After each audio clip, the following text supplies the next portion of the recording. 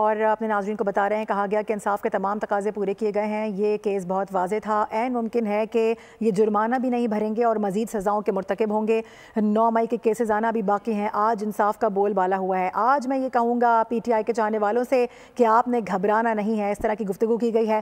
کہا گیا کہ ملک کے ساتھ ملک کی ساکھ کو نقصان پہنچایا گیا، ملک کے ساتھ کھلواڑ کی گئی۔ ان کی پارٹی کے اپنے لوگ چاہتے تھے کہ ان کو سزائیں ہوں۔ ان کی پارٹی کے بہت سے لوگ ایسے ہیں جو نہیں چاہتے کہ بانی پی ٹی آئی رہا ہوں، اس لیے ان کو غلط فیصلے دیتے ہیں۔ ساتھ ہی ساتھ یہ بھی کہہ دیا کہ بانی پی ٹی آئی اپنے لیے کوئی بھی ایسا وکیل نہیں ثابت کر سکے جو کہ ان کے کیسز کو ختم کرا سکے۔ بانی پی ٹی آئی اپنی بے گناہی ثابت نہیں کر سکے۔ ثاقب نثار کو انہوں نے مخاطب کرتے ہوئے کہا کہ ثاقب نثار تمہیں مبارک ہو، تم نے ایک چور کو صادق اور امین کا خطاب دیا تھا، آج فیصلہ تمہارا منہ چڑھا رہا ہے۔ ساسوں کی سفارش پر دیے جانے والے فیصلے ایسے ہی ہوتے ہیں۔ بانی کے فالوورز کو کہنا چاہتا ہوں کہ تمہارے قیدی کا نمبر 804 نہیں بلکہ 800 چور ہے۔ بانی پی ٹی آئی کس کو یحییٰ خان کہتا ہے، یہ سوال کیا اور ساتھ ہی کہہ دیا کہ وہ خود سب سے بڑا ڈکٹیٹر ہے۔ اپنے ناظرین کو بتا رہے ہیں کہ گفتگو کی جا رہی تھی لیگی رہنماؤں کی جانب سے۔ اس سے قبل جو فیصلہ آیا ہے اس سے متعلق آپ کو بتا دیں کہ 190 ملین پاؤنڈ کیس میں بانی پی ٹی آئی کو 14 سال کی سزا سنا دی گئی ہے۔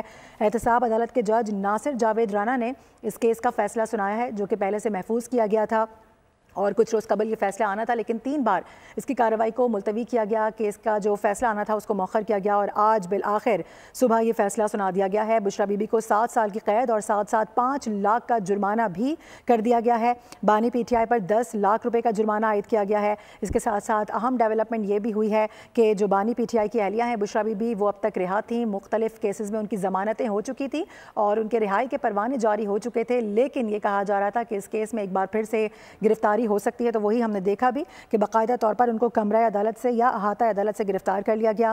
عدالت نے القادر یونیورسٹی کو سرکاری تحویل میں لینے کے آرڈرز بھی جاری کر دیے ہیں اور اس کے ساتھ ساتھ آپ کو بتا دیں کہ جرمانہ نہ دینے پر بانی کو 6 ماہ جبکہ بشرا بی بی کے حوالے سے خبر یہ ہے کہ ان کو 3 ماہ قید مزید بھگتنا ہوگی۔ اور جس طرح سے ابھی لیگی رہنماؤں کی جانب سے گفتگو کی جا رہی تھی، انہوں نے کہا کہ سورس آف انکم تو ان کا کوئی نہیں ہے، اسی طرح سے خرد برد کر کے انہوں نے پیسہ کمایا ہے، تو لگ نہیں رہا کہ یہ جو جرمانہ ہے یہ بھر سکیں گے، تو شاید اس بات کے لیے بھی تیار رہنا چاہیے کہ مزید سزاؤں کے مرتکب ہوں گے۔ 190 ملین پاؤنڈ کیس میں بانی پی ٹی آئی کو آج 14 سال کی سزا سنا دی گئی ہے احتساب عدالت کی جانب سے، اور 100 سے زائد ہیئرنگ اس کیس کی رہی ہیں۔ مختلف گواہان اس میں پیش ہوتے رہے ہیں، مختلف وکلا کو تبدیل کیا گیا ہے بانی پی ٹی آئی کی جانب سے۔ بہت سے وکلا ایسے تھے جس کی جانب سے کہا گیا کہ ان کو اعتماد نہیں رہا ہے یا وہ اس کیس کو صحیح لے کر نہیں چل رہے ہیں۔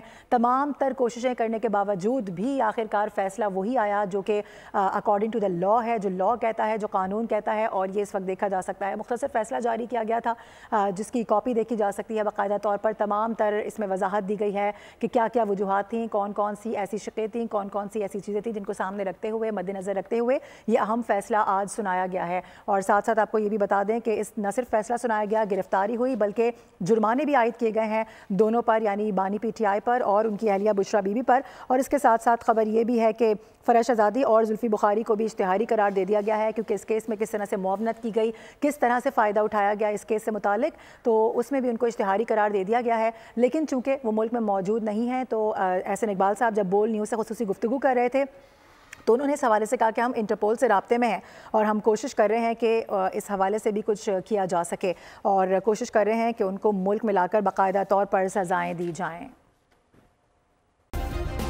سبسکرائب کریں اور بیل دبائیں تاکہ کوئی خبر رہ نہ جائے۔